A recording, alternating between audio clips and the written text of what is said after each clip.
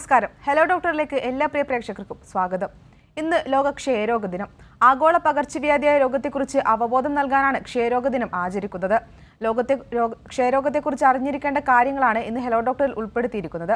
നമുക്കൊപ്പം ഈ വിഷയത്തെക്കുറിച്ച് ചർച്ച ചെയ്യാൻ ചേരുന്നത് കേരള ഡയറക്ടറേറ്റ് ഓഫ് ഹെൽത്ത് സർവീസിന് കീഴിലുള്ള സ്റ്റേറ്റ് ട്യൂബർകുലോസിസ് ആൻഡ് ഡെമോൺസ്ട്രേഷൻ സെന്ററിലെ consultant pulmonologist doctor Shiyas Muhammad ആണ്. ഡോക്ടർ നമസ്കാരം. നമസ്കാരം ഡോക്ടർ, ക്ഷയരോഗം ഇന്നും ലോകരാജ്യങ്ങളിൽ ഭീഷണി ഉയർത്തുന്ന ഒരു മാരക പകർച്ചവ്യാധി തന്നെയാണ്. ക്ഷയരോഗത്തെക്കുറിച്ച് നമ്മൾ ഇക്കാലത്ത് എത്രത്തോളം കരുതിയിരിക്കേണ്ടതുണ്ട്? ക്ഷയരോഗത്തെക്കുറിച്ച് പൊതുവെ അറിഞ്ഞിരിക്കേണ്ട കാര്യങ്ങൾ എന്തൊക്കെയാണ്?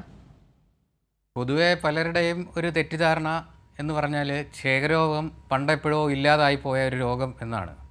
കേരളത്തിലും ക്ഷയരോഗത്തിൻ്റെ നിരക്ക് മറ്റ് സംസ്ഥാനങ്ങളെ നോക്കുമ്പോഴും മറ്റ് പിന്നാക്ക സ്ഥലങ്ങളുമായിട്ട് നോക്കുമ്പോഴും നിരക്ക് കുറവാണ്. എന്നിരുന്നാൽ തന്നെയും സാധാരണഗതിയിൽ എല്ലാ വർഷവും കഴിഞ്ഞ ഒരു 3-4 വർഷമായിട്ട് സ്ഥിരമായി 20,000-ന് മുകളിൽ കേസുകൾ കേരളത്തിലും റിപ്പോർട്ട് ചെയ്യുന്നുണ്ട്. അതിൽ തന്നെ 1500-1800 ഇടയ്ക്ക് രോഗികൾ മരണപ്പെടുന്നുണ്ട്. അന്നേരം നമ്മളിപ്പോഴും ക്ഷയരോഗം നമ്മൾ അതിജീവിച്ച് കഴിഞ്ഞു എന്ന് പറയാറായിട്ടില്ല. എല്ലാവരുടെയും കൂട്ടായ ശ്രമം ഉണ്ടെന്നുണ്ടെങ്കിൽ നമുക്ക് അതിജീവിക്കാൻ സാധിക്കും. അതിനകത്ത് സർക്കാർ മാത്രമോ അല്ലെങ്കിൽ ആരോഗ്യ പ്രവർത്തകർ മാത്രമോ വിചാരിച്ചിട്ട് സാധിക്കില്ല. അതിൽ സജീവമായി സ്വകാര്യ മേഖലയുടെ പങ്കാളിത്തം വേണം. മറ്റ് ജനകീയ സംഘടനകളും അങ്ങനത്തെ കമ്പനികളുടെ എല്ലാ പൊതുജനങ്ങളുടെയും പഞ്ചായത്തുകളുടെ എല്ലാം സഹകരണത്തോടുകൂടി മാത്രമേ ഇത് നടക്കുകയുള്ളൂ. ഡോക്ടർ, ക്ഷയരോഗം എങ്ങനെ നേരത്തെ തിരിച്ചറിഞ്ഞ് ചികിത്സിക്കാൻ സാധിക്കും? എന്തെല്ലാമാണ് ഇതിൻ്റെ ലക്ഷണങ്ങൾ? സാധാരണയായി കാണുന്നത് ശ്വാസകോശത്തിനെ അഫക്റ്റ് ചെയ്യുന്ന ക്ഷയരോഗമാണ് കൂടുതലും കാണുന്ന. മറ്റ് അവയവങ്ങളെയും ശരീരത്തിലെ ഏത് അവയവത്തെ വേണമെങ്കിലും ക്ഷയരോഗം ബാധിക്കാം. എന്നിരുന്നാലും ശ്വാസകോശത്തിനെ അഫക്റ്റ് ചെയ്യുന്ന TB ആണ് ഏറ്റവും കോമൺ ആയിട്ടുള്ളത്. അപ്പോൾ അതിൻ്റെ ലക്ഷണങ്ങൾ 2 ആഴ്ചയോ അതിലധികമോ നീണ്ടു നിൽക്കുന്ന ചുമ, അത് കഫം ഉള്ളതും കഫം ഇല്ലാത്തതും ആകാം. 2 ആഴ്ചയോ അതിലധികമോ നീണ്ടു നിൽക്കുന്ന പനി, അതും കുറഞ്ഞ തോതിലുള്ള പനിയെ ചിലപ്പോൾ കാണൂ. ചിലർക്ക് പനി കാണണമെന്ന് നിർബന്ധമില്ല. പിന്നെ ശരീരത്തിൻ്റെ വിശപ്പില്ലായ്മ മൂലം വെയിറ്റ് കുറയുക. ഇത്രയാണ് ശ്വാസകോശത്തിൻ്റെ TBയുടെ ലക്ഷണങ്ങൾ. പിന്നെ ചിലർക്ക് രക്തം ചുമച്ച് തുപ്പുകയൊക്കെ ഉണ്ടാകാം. ഇനി മറ്റ് അവയവങ്ങളെ ബാധിക്കുകയാണെന്നുണ്ടെങ്കിലും ഈ പറഞ്ഞ പോലെ വെയിറ്റ് ലോസ് ഉണ്ടാകാം. അതുപോലെ വിശപ്പില്ലായ്മ വരാം. പിന്നെ കഴല വീക്കം, ലിംഫ് നോഡ് വീക്കമായിട്ട് വരാം. പിന്നെ നട്ടലിൻ്റെ TB ആണെന്നുണ്ടെങ്കിൽ നടുവേദനയായിട്ട് പ്രസൻറ്റ് ചെയ്യാം. അത് സ്പൈനൽ കോഡിനെ ബാധിച്ചു കഴിഞ്ഞാൽ കാലിൻ്റെ തളർച്ച ഉണ്ടാകാം. തലച്ചോറിൻ്റെ TB ആണെന്നുണ്ടെങ്കിൽ പെരുമാറ്റത്തിലെ വ്യതിയാനം വരാം, തലവേദന വരാം. ലിവറിൻ്റെ TB ആണെന്നുണ്ടെങ്കിൽ മഞ്ഞപ്പിത്തമായിട്ട് വരാം. അതേപോലെ വയറിലെ TB ആണെന്നുണ്ടെങ്കിൽ വയറ്റുവേദന, വയറ് സ്തംഭിക്കുക, ഛർദിൽ, അങ്ങനെ ഏത് അവയവത്തെയാണോ ബാധിക്കുന്നത് ആ അവയവത്തിൻ്റെ ലക്ഷണമായിരിക്കും TBക്കും വരുന്നത്. അപ്പോൾ എന്ത് ലക്ഷണമാണെങ്കിലും നമ്മൾ അധികം തനിയെ ട്രീറ്റ് ചെയ്ത് വെച്ചുകൊണ്ടിരിക്കാതെ എത്രയും വേഗം ഒരു ക്വാളിഫൈഡ് ആയിട്ടുള്ള ഒരു ഡോക്ടറെ കണ്ട് എന്താണ് അസുഖം എന്നുള്ള കണ്ടുപിടിച്ച് അതിൻ്റെ ട്രീറ്റ്മെൻറ്റ് എടുക്കുക എന്നുള്ളതാണ് ഏറ്റവും നല്ല പ്രതിവിധി. വ്യക്തമാണ് ഡോക്ടർ. മറ്റ് ശ്വാസകോശ രോഗങ്ങളിൽ നിന്ന് ഇതെങ്ങനെ വേർതിരിച്ചറിയാൻ സാധിക്കും? അത് കുറച്ച് ബുദ്ധിമുട്ടാണ് ഒരു സാധാരണ ഒരാളെ സംബന്ധിച്ച്. കാരണം TBക്ക് ആണെങ്കിലും ചുമയാണ് വരുന്നത്. ഇപ്പം അലർജിയുള്ള ആൾക്കാർക്കും ചുമ തന്നെ ആയിരിക്കും വരുന്നത്. പിന്നെ TBയിൽ ഈ രക്തം ചുമച്ച് തുപ്പുക അങ്ങനത്തെ ലക്ഷണങ്ങളൊക്കെ വളരെ ലേറ്റായിട്ടായിരിക്കും കാണുന്നത്. അന്നേരം നമ്മൾ അങ്ങനത്തെ ലേറ്റായിട്ടുള്ള ലക്ഷണങ്ങളിലേക്ക് പോകുന്നതിന് മുമ്പ് തന്നെ 2 ആഴ്ച ചുമ ആകുമ്പോൾ തന്നെ നമ്മളൊരു ഡോക്ടറെ നിർബന്ധമായിട്ടും കാണിക്കണം. അപ്പം 2 ആഴ്ച എന്നുള്ളത് പോലും കുറച്ച് കൂടുതലാണ്. ഈവൻ ഒരു 5 ദിവസമോ ഒരാഴ്ചയൊക്കെ നിൽക്കുന്ന ചുമയാണെങ്കിലും ഒരു ഡോക്ടറെ കാണുന്നതായിരിക്കും ഏറ്റവും നല്ല അതിൻ്റെ നടപടി.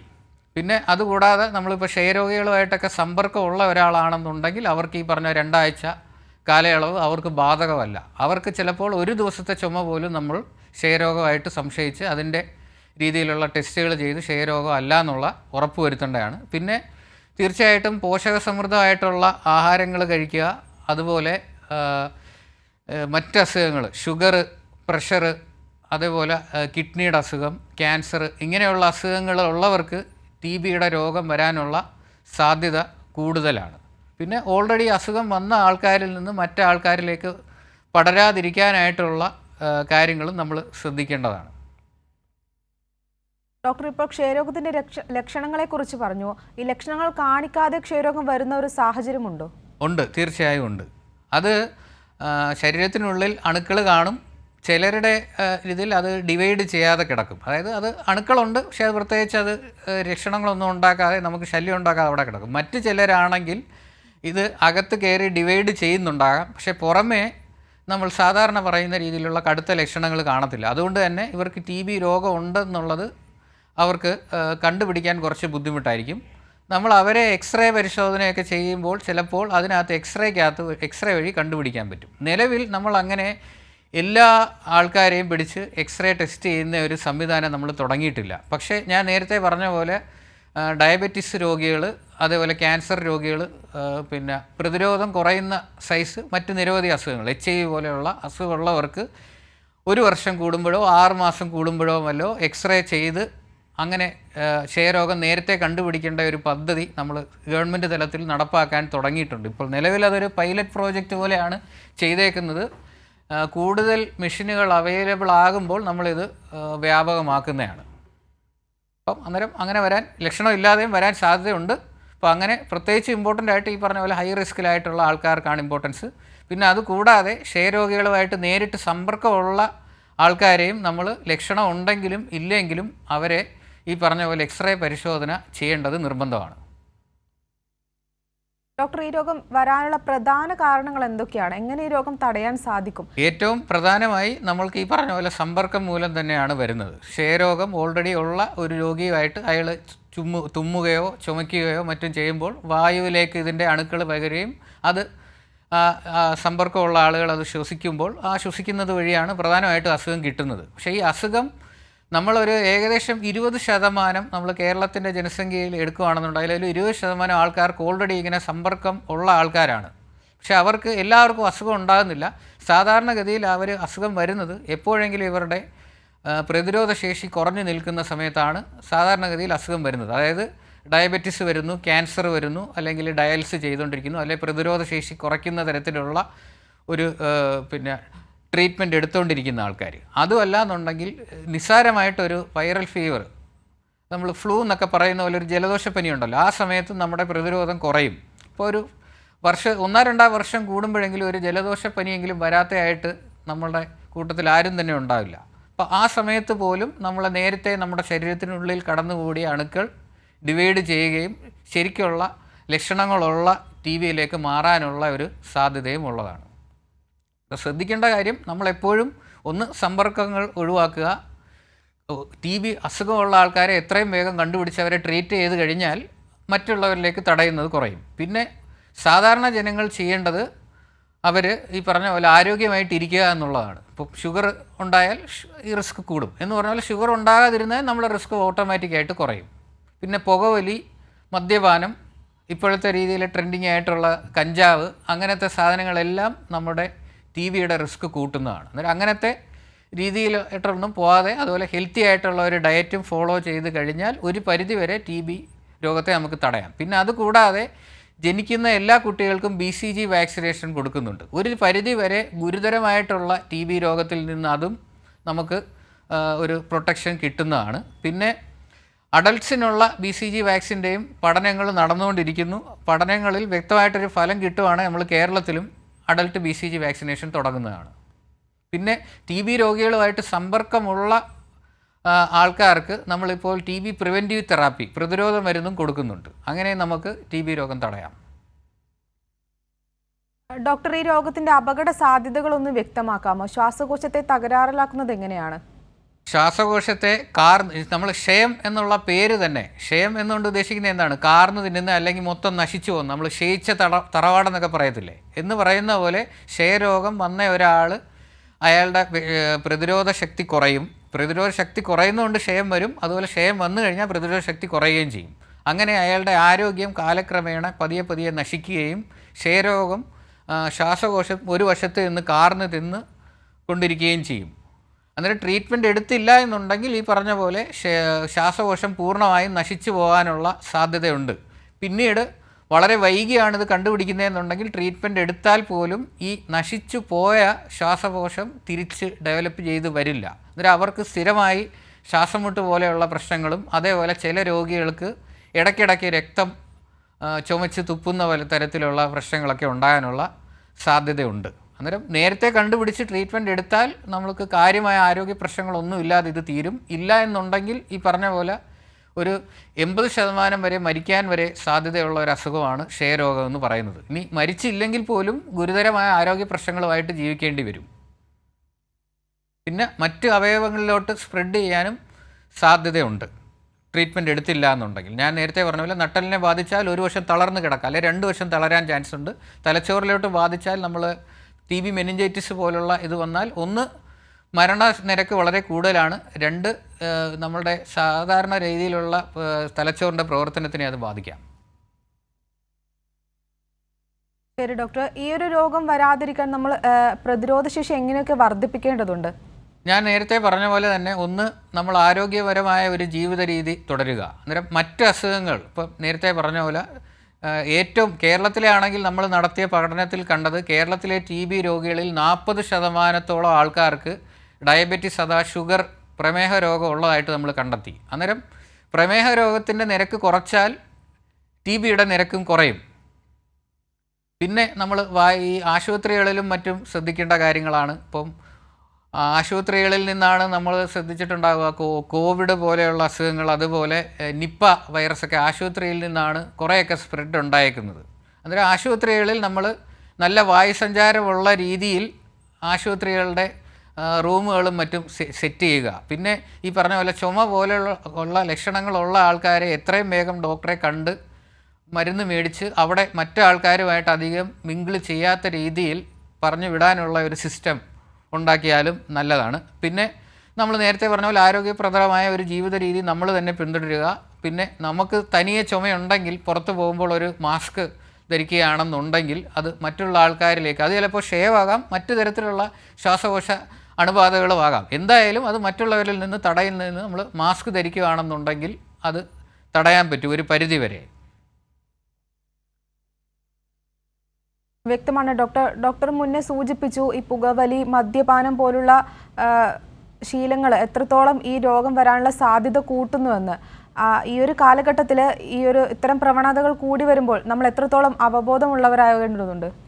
തീർച്ചയായും ഗവൺമെൻറ്റിൻ്റെ പ്രോഗ്രാം, ഇപ്പം മദ്യപാനം നിർത്താൻ ബുദ്ധിമുട്ടുള്ളവർക്ക് പല ഗവൺമെൻറ് ആശുപത്രികളിലും നമ്മളിതിൻ്റെ ട്രീറ്റ്മെൻറ്റ് ലഭ്യമാണ്. ചിലർക്ക് ഉപദേശം കൊണ്ട് ശരിയാകും, ചിലർക്ക് മരുന്നുകൾ വേണ്ടി വന്നേക്കാം, ടെസ്റ്റൊക്കെ ചെയ്ത് നോക്കി. അതേപോലെ പുകവലി നിർത്താനുള്ള സ്മോക്കിംഗ് സെസേഷൻ ട്രീറ്റ്മെൻറ്റും ലഭ്യമാണ്. അതുപോലെ തന്നെ COPD എന്ന് പറയുന്ന രോഗം, ബ്രോങ്കിയൽ ആസ്മ എന്ന് പറയുന്ന രോഗം, നമ്മൾ ശ്വാസമുട്ടൽ പറയുമല്ലോ, അലർജി ആയിട്ട് ബന്ധപ്പെട്ട ശ്വാസകോശ രോഗം, അലർജിയും അതുപോലെ പുകവലിയായിട്ട് ബന്ധപ്പെട്ട്, ഇതൊക്കെ നമ്മൾ ദീർഘകാലം നിൽക്കുന്നവർക്കും TBയുടെ ഒരു റിസ്ക് മറ്റ് സാധാരണ ജനങ്ങളുമായിട്ട് നോക്കുമ്പോൾ കൂടുതലാണ്. അന്നേരം അതുള്ളവരും നമ്മൾ നേരത്തെ ട്രീറ്റ്മെൻറ്റ് എടുത്തു കഴിഞ്ഞാൽ നമ്മളുടെ TB കിട്ടാനുള്ള റിസ്ക് കുറയും.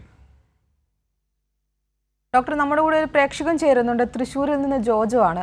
ജോജോ, ഡോക്ടറോട് ചോദിച്ചോളൂ. ഹലോ. കേൾക്കുന്നുണ്ട്, പറഞ്ഞു. ഡോക്ടറെ, അതെ, ഞാനേ ഈ മാസം 9-ാം തീയതി എനിക്ക് ഇത് വന്നു, ചിക്കൻ ബോക്സ്. എന്നിട്ട് ഒരു ദിവസം കഴിഞ്ഞ് 2-ാമത്തെ ദിവസം കഴിഞ്ഞപ്പോൾ ഭയങ്കര ചുമ, നിക്കണില്ല. അങ്ങനെ മെഡിക്കൽ കോളേജിൽ പോയിട്ടുണ്ടായിരുന്നു, തൃശ്ശൂർ മെഡിക്കൽ കോളേജിൽ. അവിടെ പോയപ്പോ അവര് ന്യൂമോണിയ ഒക്കെയാണ് സംശയിച്ചത്. അങ്ങനെ എല്ലാ ടെസ്റ്റും നടത്തി, ചുമക്കുള്ള മരുന്നും കാര്യങ്ങളൊക്കെ വന്നു. അപ്പം ചിക്കൻ ബോക്സിനുള്ള മരുന്നെല്ലാം ഇഞ്ചക്ഷനിലൂടെ തന്നെ തന്നല്ലാതെ ചുമ കുറവുണ്ട്, പക്ഷെ മാറിയിട്ടില്ലേ. അത് ഇപ്പം ചിക്കൻ ബോക്സ് വന്ന രോഗികൾക്ക് ചിക്കൻ ബോക്സ് റിലേറ്റഡ് ന്യൂമോണിയ തന്നെ വരാം, വൈറൽ ന്യൂമോണിയ വരാം. അതുമല്ല, ചിലപ്പോൾ ആ സമയത്ത് നമ്മളെ പ്രതിരോധശേഷി കുറച്ച് കുറവായതുകൊണ്ട് സൂപ്പർ ഇൻഫെക്ഷനായിട്ട് ബാക്ടീരിയൽ ഇൻഫെക്ഷനും വരാം. ഇപ്പം നിങ്ങളുടെ കാര്യത്തിൽ അങ്ങനത്തെ ടെസ്റ്റുകളെല്ലാം ചെയ്ത് നോക്കിയിട്ടുണ്ടാകാം. ബാക്ടീരിയൽ ഇൻഫെക്ഷൻ ആണെന്നുണ്ടെങ്കിൽ ഏത് ബാക്ടീരിയ ആണെന്നുള്ള കഫ പരിശോധനയിലൂടെ കണ്ടെത്തിയിട്ടുണ്ടാകാം. പിന്നെ എന്നാലും ഈ ഇപ്പോൾ 9-ാം തീയതി എന്ന് പറയുമ്പോൾ 2 ആഴ്ച കഴിഞ്ഞു. അന്നേരം ക്ഷയരോഗം ആകാനും ഒരു ചെറിയ സാധ്യതയുണ്ട്. ഇപ്പോഴും കഫം വരുന്നുണ്ടെങ്കിൽ ഉറപ്പായും കഫമില്ല. അന്നേരം കഫം ഉണ്ടെങ്കിൽ തീർച്ചയായിട്ടും ക്ഷയരോഗത്തിന്റെ ഒരു പരിശോധന ചെയ്യേണ്ടതാണ്. ഇനി നിങ്ങൾക്ക് മറ്റേ ന്യൂമോണിയ ആണെങ്കിൽ സാധാരണഗതിയിൽ നിങ്ങളുടെ ലക്ഷണങ്ങൾ കുറയുന്നുണ്ടല്ലോ, പൂർണ്ണമായും മാറാൻ ചിലപ്പോൾ ഇച്ചിരി സമയമെടുക്കും. അത് പതുക്കെ മാറിക്കോളും. പക്ഷെ മാറുന്നില്ല എന്നുണ്ടെങ്കിൽ നമ്മൾ ഈ പറഞ്ഞ പോലെ മറ്റ് അസുഖങ്ങളെക്കുറിച്ചും നമ്മുടെ മനസ്സിലൊരു ധാരണ വേണം. ഉറപ്പായും അടുത്തുള്ള ആശുപത്രിയിൽ പോയി കാണിച്ച് റിപ്പീറ്റ് എക്സ്റേ, ന്യൂമോണിയ ആണെങ്കിൽ എക്സ്റേയിൽ ചിലപ്പോൾ ഒരു ന്യൂമോണിയയുടെ ലക്ഷണങ്ങൾ ആദ്യം ഉണ്ടായേക്കാം. അന്നേരം ഈ 2 ആഴ്ച കഴിഞ്ഞ് എടുക്കുന്നതിൽ ചിലപ്പോൾ ആ എക്സ്റേയിൽ അതിൽ വ്യത്യാസം കാണണമെന്നില്ല. പക്ഷേ 1-2 ആഴ്ച കഴിയുമ്പോൾ എടുക്കുന്ന എക്സ്റേയിൽ തീർച്ചയായും കുറവ് വരേണ്ടതാണ്. അങ്ങനെ എക്സ്റേയിൽ കുറവില്ലെന്നുണ്ടെങ്കിൽ മറ്റ് പരിശോധനകൾ ചെയ്ത് നമ്മൾ എക്സ്റേ എടുത്തിട്ടേ അങ്ങനത്തെ പ്രശ്നങ്ങളൊന്നും ഇല്ല. ആദ്യത്തെ എക്സ്റേയിൽ കുഴപ്പമില്ലായിരുന്നു. ആദ്യം എടുത്ത എക്സ്റേയിൽ കുഴപ്പമില്ലായിരുന്നു അല്ലേ? ഇല്ല ഇല്ല. ഓക്കെ, അന്നേരം കുഴപ്പമില്ല. ഒരു ഡൗട്ട് തോന്നിട്ട് അവര് ചെയ്തു നോക്കിയതാ. അപ്പൊ അതിലൊന്നും ഒരു പ്രോബ്ലം ഇല്ല. അന്നേരം കുഴപ്പമില്ല. ആളല്ല ഞാൻ, വീഡിയൊന്നും.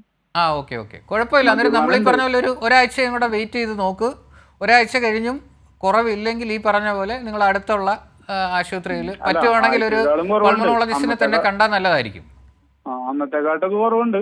അതെ അതെ, ഞാൻ പറഞ്ഞ ഇപ്പോൾ ഈ പറഞ്ഞ പോലെ ഒരാഴ്ചയും കൂടെ നിങ്ങളൊന്ന് എന്തായാലും കുറഞ്ഞു വരുന്നു. പനി മാറി, ചുമയിലാണെങ്കിലും ഇപ്പോൾ കഫമില്ല, കുത്തിയുള്ള ചെറിയ ചുമയാണ്. അന്നേരം ഒരാഴ്ചയും കൂടെ നിങ്ങൾ അവർ തന്ന മരുന്നുകൾ കഴിക്കും. കുറവില്ലെങ്കിൽ തീർച്ചയായിട്ടും അടുത്തുള്ള ആശുപത്രിയിൽ പറ്റുവാണെങ്കിൽ ഒരു ശ്വാസകോശ രോഗ വിദഗ്ധനെ തന്നെ ഒന്ന് കാണിക്കും. പൾമണോളജി വിഭാഗത്തിൽ തന്നെ ഒന്ന് കാണിച്ച് ഈ പറഞ്ഞ പോലെ എക്സ്റേ റിപ്പീറ്റിങ്ങോ എന്താണ് ഡോക്ടർ പറയുന്നതെന്ന് വെച്ചാൽ അത്തരം ടെസ്റ്റുകളും കൂടെ ചെയ്യണം.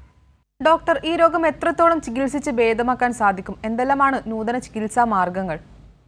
ഏറ്റവും രോഗത്തിൻ്റെ ചികിത്സ ഏത് തരത്തിലുള്ള ബാക്ടീരിയയാണ് അഫക്റ്റ് ചെയ്തത് എന്നുള്ള അനുസരിച്ച് ടെസ്റ്റുകൾ മുഖേന കണ്ടുപിടിക്കാൻ പറ്റും. ഏറ്റവും കുറഞ്ഞ ലളിതമായിട്ടുള്ള TB രോഗത്തിന് 6 മാസത്തെ ട്രീറ്റ്മെൻറ്റാണ് പറയുന്നത്. അതിൽ ആദ്യത്തെ 2 മാസം 4 തരത്തിലുള്ള കെമിക്കൽസ് ഉള്ള ഗുളികകളാണ് തരുന്നത്. പിന്നീടുള്ള 4 മാസം 3 തരത്തിലുള്ള കെമിക്കൽസ് ഉള്ള ഗുളികകൾ ശരീരഭാരത്തിനനുസരിച്ചാണ് തരുന്നത്. ഈ പറയുന്ന അത്രയും ഡോക്ടർ പറയുന്ന അത്രയും ഡ്യൂറേഷൻ അത് മിനിമം 6 മാസമാണ്.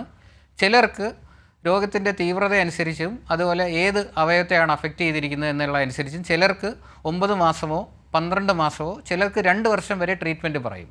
ആ പറഞ്ഞിരിക്കുന്ന ഡോക്ടർ എത്രയാണോ പറഞ്ഞിരിക്കുന്നത് അത്രയും നാൾ കൃത്യമായി മുടക്കമില്ലാതെ ട്രീറ്റ്മെൻറ്റ് എടുത്താൽ നമുക്ക് ഒരു 98% അല്ലെങ്കിൽ ഒരു 100% അടുപ്പിച്ച് നമുക്ക് വിജയം പറയാൻ പറ്റും. പക്ഷെ പലപ്പോഴും സംഭവിക്കുന്നത് രോഗം മരുന്ന് കഴിച്ച് തുടങ്ങുമ്പോൾ ഒരു 2 ആഴ്ചയോ 1 മാസമോ ഒക്കെ കഴിയുമ്പോൾ രോഗിക്ക് കാര്യമായ കുറവുണ്ടാകും. ഇപ്പോൾ പനി മാറും, ചുമ കാര്യമായിട്ട് മാറും, കഫം ഇല്ലാതെയാകും. ഇത്രയൊക്കെ ആയി കഴിയുമ്പോഴത്തേക്ക് രോഗി 6 മാസം കഴിക്കേണ്ടതിന് പകരം ചിലപ്പോൾ 1 മാസമോ 2 മാസമോ കഴിയുമ്പോൾ രോഗി തനിയെ മരുന്ന് നിർത്തിക്കളയും. അപ്പോൾ അന്നേരം സംഭവിക്കുന്നത് ഇത് പൂർണ്ണമായിട്ടും മാറിയിട്ടുണ്ടാവില്ല. ഈ രോഗാണുവും നമ്മളെപ്പോലെ തന്നെ ചെറിയ രീതിയിൽ ബുദ്ധിയൊക്കെ ഉള്ള ഒരു ജീവിയാണ്. അപ്പോൾ അതും നമ്മൾ ഈ മരുന്നിനെതിരെയുള്ള പ്രതിരോധം അത് പഠിക്കും. പിന്നീട് നമ്മൾ മുഴുവൻ ഡോസിൽ തുടർച്ചയായിട്ട് മരുന്ന് കൊടുത്താലും ഈ രോഗിക്ക് അത് ഏൽക്കണമെന്നില്ല. അപ്പോൾ നമുക്ക് സാധാരണ മരുന്നുകൾ മാറ്റി കുറച്ചുകൂടെ ഉയർന്ന തരത്തിലുള്ള മരുന്നുകൾ കൊടുക്കേണ്ടി വരും. അന്നേരം നമ്മൾ മരുന്ന് കൃത്യമായിട്ടുള്ള ഡോസിൽ ഒരു ദിവസം പോലും മുടങ്ങാതെ കഴിക്കുകയാണെന്നുണ്ടെങ്കിൽ ഇത് വളരെ ഫലപ്രദമാണ്. അതേസമയം മരുന്ന് കഴിക്കുന്നത് മുടക്കിയിട്ടുണ്ടെങ്കിൽ നമ്മൾ ഈ പറഞ്ഞ പോലെ ആദ്യത്തെ ഫസ്റ്റ് ലൈൻ ഡ്രഗ്സ് വെച്ച് ഇത് എഫക്റ്റീവ് ആകാനുള്ള സാധ്യത കുറവാണ്. അവർക്ക് സെക്കൻഡ് ലൈൻ ഡ്രഗ്സിലേക്ക് മാറേണ്ടി വരും. അന്നേരവും നമ്മൾ കൃത്യമായിട്ട് മരുന്ന് കഴിക്കുക എന്നുള്ളതാണ് ഏറ്റവും പ്രധാനം. പിന്നെ ഡയബറ്റീസ് ഒക്കെ ഉള്ളവരാണെന്നുണ്ടെങ്കിൽ ഡയബറ്റീസ് കറക്റ്റായിട്ട് കൺട്രോൾ ചെയ്ത് നിർത്തുക. അവർ കൃത്യമായിട്ട് മരുന്നാണെങ്കിൽ മരുന്ന്, ഇൻസുലിൻ ആണെങ്കിൽ ഇൻസുലിൻ കറക്റ്റായിട്ട് എടുക്കുകയാണെന്നുണ്ടെങ്കിൽ അവർക്കും കൃത്യമായിട്ട് മരുന്ന് ഏൽക്കുന്നതാണ്. അല്ലാതെ നമ്മൾ ഇടയ്ക്ക് മുടക്കുകയാണെന്നുണ്ടെങ്കിൽ പിന്നെ ഒരു പ്രശ്നം നമ്മൾ അസുഖം കണ്ടുപിടിക്കാനുള്ള താമസം. ഈ ശ്വാസകോശം 90% കാർന്ന് തിന്നതിന് ശേഷം അല്ലെങ്കിൽ നട്ടലിനെയൊക്കെ ഒരു പരിധിയിൽ കൂടുതൽ ബാധിച്ച കേസുകളിൽ നമ്മൾ ട്രീറ്റ്മെൻറ്റ് തുടങ്ങിയാൽ 1 എഫക്റ്റീവ് ആകാനുള്ള സാധ്യത കുറയും, 2 എഫക്റ്റീവായിട്ട് രോഗാണുക്കളെ മുഴുവൻ നശിപ്പിച്ച് കഴിഞ്ഞാൽ പോലും അവർക്ക് എന്തെങ്കിലും തരത്തിലുള്ള ബുദ്ധിമുട്ടുകൾ ശേഷിക്കാം. അതായത് ശ്വാസകോശം ഒരു വശം മുഴുവൻ പോയി കഴിഞ്ഞാൽ സ്വാഭാവികമായിട്ടും ശ്വാസമുട്ടുണ്ടാകാം. ഇപ്പോൾ നട്ടലിനെ ബാധിച്ച് അതിൻ്റെ സ്പൈനൽ കോഡിനെയും കാര്യമായി പോയ കേസാണെങ്കിൽ ഒരു പക്ഷേ അവർക്ക് വീക്ക്നെസ് ഉണ്ടാകാം. ആ വീക്ക്നെസ്സിൻ്റെയും ഒരംശം ചിലപ്പോൾ തിരിച്ച് കിട്ടാതെ വന്നേക്കാം അവരുടെ ഈ ശരീരത്തിൻ്റെ ബലം. അപ്പോൾ അതുകൊണ്ട് ഏറ്റവും ഇമ്പോർട്ടൻസ് 1 മരുന്ന് കൃത്യമായി പറയുന്ന കാലയളവ് കഴിക്കുക എന്നുള്ളതാണ് ഏറ്റവും ഇമ്പോർട്ടൻ്റ് ആയിട്ടുള്ള കാര്യം. പിന്നെ കൂടെയുള്ള മറ്റ് അസുഖങ്ങളുടെ ട്രീറ്റ്മെൻറ്റും കറക്റ്റായിട്ട് എടുക്കുക. പിന്നെ ലക്ഷണങ്ങൾ ഉണ്ടായി അധികം വൈകാതെ തന്നെ നമ്മൾ ട്രീറ്റ്മെൻറ്റ് എടുക്കുക. ഞാൻ ഇടപെടുകയാണ്. ഹലോ ഡോക്ടർ, ഒരു പ്രേക്ഷകൻ കൂടി ചേരുന്നുണ്ട്. ആറ്റിങ്ങലിൽ നിന്ന് ബാബുവാണ്. ബാബു, ഡോക്ടറോട് ചോദിച്ചോളൂ. ഹലോ, പറഞ്ഞോളൂ, കേൾക്കാം. Hello doctor. പറഞ്ഞോളൂ, കേൾക്കാം. ഹലോ, കേൾക്കാം കേൾക്കാം, പറഞ്ഞോളൂ. ഡോക്ടർ, എനിക്ക് എന്ന് പറഞ്ഞാൽ സ്ഥിരമായി ശ്വാസം മുട്ടലാണ്. ശ്വാസം മുട്ടലും ചെമയും. ആ ശ്വാസം മുട്ടലും ചെമയാണ്. ആ ചെറുപ്പം തൊട്ടേ ഉണ്ടോ? ആ കുറെ കാലം കൊണ്ടുണ്ട്. ഇപ്പൊ ഈ കൊറോണ വന്നതിന് ശേഷമാണ് ഏറ്റവും കൂടുതൽ മെയിൻ. പുക വലിക്കുവോ? പുക പണ്ട് വലിക്കുമായിരുന്നു, ഇപ്പൊ ഇല്ല. ഇപ്പൊ ഒരു 5-6 വർഷം കൊണ്ടില്ല. പിന്നെ ഓക്സിജന്റെ അളവ് കുറവാണ്. 92 ഉള്ളു. 92 ഉള്ളു. ആശുപത്രിയിൽ കാണിക്കുന്നില്ലേ? 92 ഉള്ളു. എന്താ?